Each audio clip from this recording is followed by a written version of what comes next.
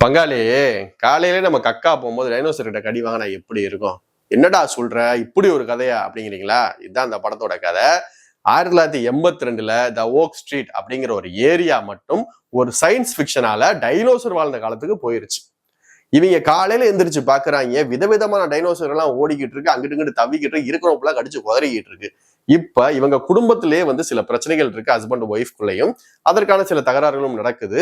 திடீர்னு பார்த்தா இந்த பிரச்சனையும் சேர இவங்க குடும்பத்தோட இந்த டைனோசர்கள் எப்படி எதிர்கொண்டாங்க, திரும்ப இவங்க இருந்த காலத்துக்கு வந்தாங்களா இல்லையாங்கிறது தான் இந்த படத்தோட ஒன்லைன். இந்த படத்தோட பிளஸ் பாத்தீங்க அப்படின்னா, நம்ம சின்ன வயசுல டைனோசர்னாவே பிடிக்கும். டைனோசர் படங்கள்லாம் மிகவும் பிடிக்கும். சின்னவங்க சரி பெரியவங்க எல்லாருக்குமே ரொம்ப பிடிக்கும்.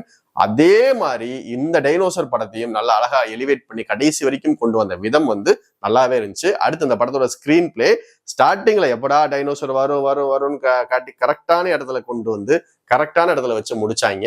அதே மாதிரி இந்த படத்துல நமக்கு எமோஷனல் காட்சிகள் 2-3 காட்சிகள் இருக்கு. உண்மையிலே அது நல்லாவே இருந்துச்சு.